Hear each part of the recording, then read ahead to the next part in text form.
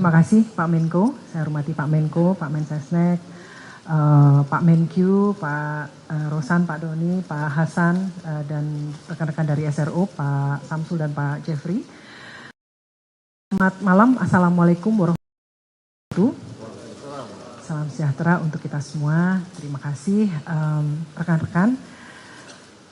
Izinkan saya menyampaikan beberapa hal. Yang pertama, sebagaimana teman-teman media ketahui, bahwa kemarin 3 anggota Dewan Komisioner OJK mengundurkan diri, yaitu Pak Mahendra Siregar sebagai Ketua Dewan Komisioner, Pak Mirsa Aditya Suara sebagai Wakil Ketua, dan juga Pak Inarno Jayadi sebagai Kepala Eksekutif Pengawas Pasar Modal, Derivatif, dan Karbon telah mengundurkan diri. Oleh karena itu, tadi siang ya sampai dengan sore tadi, anggota Dewan Komisioner telah melakukan rapat Dewan Komisioner dan sesuai dengan ketentuan yang ada di Undang-Undang Nomor 21 Tahun 2011 dan juga dikuatkan dengan Undang-Undang Pengembangan dan Penguatan Sektor Keuangan Nomor 4 Tahun 2023, kami telah memutuskan yang pertama mengangkat saya, Frederika Widyasari Dewi, sebagai pejabat sementara ketua dan juga wakil ketua Dewan Komisioner OJK. Sementara tugas kami sebagai kepala eksekutif pengawas perilaku pelaku usaha jasa keuangan edukasi dan perlindungan konsumen juga tetap kami emban.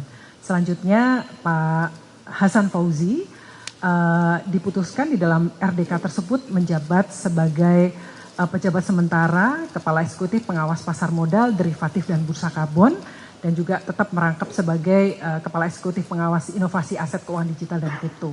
Seperti itu. Jadi tidak ada kekosongan yang bisa kami sampaikan, dan kami memastikan bahwa seluruh kebijakan, program kerja, tugas OJK terlaksana dengan baik sebagaimana mestinya, dan kita tetap mengedepankan yang terbaik ya untuk kemajuan stabilitas di sektor jasa keuangan. Selanjutnya tadi menyambung dari yang disampaikan oleh Pak Menko, kami juga mempunyai komitmen untuk terus melakukan program reformasi pasar modal Indonesia. Dengan mencermati gejolak pasar yang teman-teman media juga amati beberapa waktu ini, dan juga concern dari berbagai pihak, kami OJK bersinergi dengan pemerintah dan juga seluruh stakeholder terkait akan mempercepat reformasi di pasar modal melalui pendekatan yang lebih holistik, mulai dari perbaikan kualitas emiten dan saham yang diperdagangkan, peningkatan literasi dan juga perlindungan kepada investor, terutama investor retail, serta penegakan hukum yang tegas dan konsisten.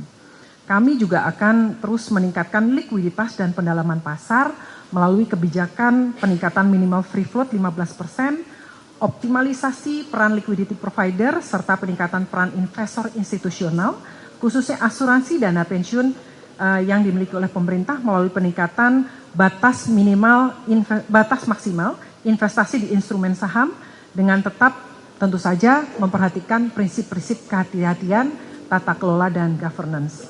Selain itu, aktivitas bank umum juga akan diperluas di pasar modal melalui revisi Undang-Undang P2SK nanti.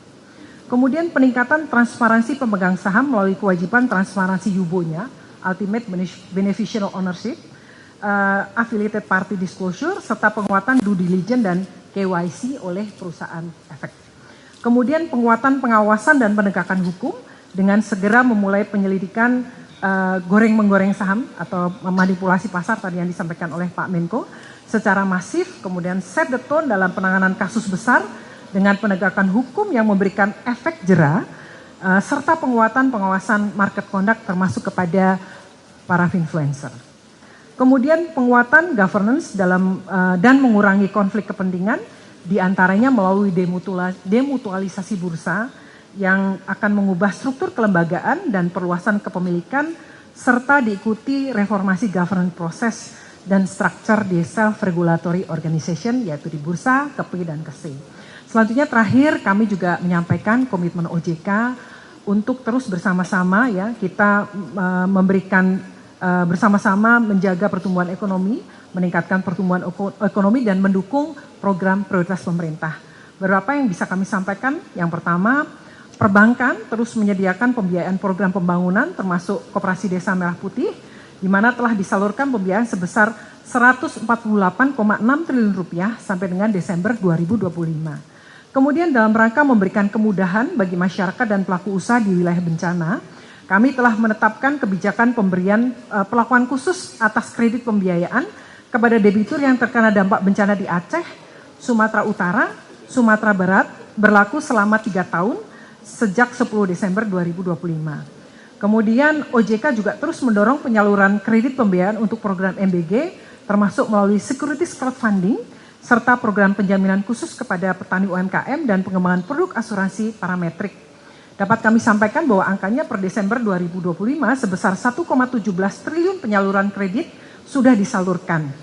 Kemudian melengkapi kebijakan relaksasi terhadap pembiayaan sektor perumahan, kami juga terus mendorong bank, perusahaan pembiayaan, perusahaan modal Funtura, BP Tapera, SMF, dan PNM untuk terus memperluas pembiayaan KPR bagi masyarakat berpenghasilan rendah. Dan terakhir, untuk meningkatkan kemudahan akses kredit pembiayaan kepada UMKM yang telah diatur melalui ketentuan OJK yang mengatur skema pembiayaan khusus bagi UMKM dan petani. Kemudian juga terakhir Pak Menko, pengembangan bursa karbon dalam rangka mendukung pengembangan nilai ekonomi karbon serta SRUK bersama kementerian terkait. Mungkin dari situ kami sampaikan, kami terima kasih, mohon dukungan Bapak Ibu semua, seluruh stakeholder, pemerintah, kita bekerja bersama-sama dan mohon dukungan media juga supaya kami bisa berhasil menjalankan proses reformasi dan juga menjaga stabilitas sistem keuangan dan mendukung pertumbuhan ekonomi. Terima kasih, kami kembalikan kepada Pak Menko.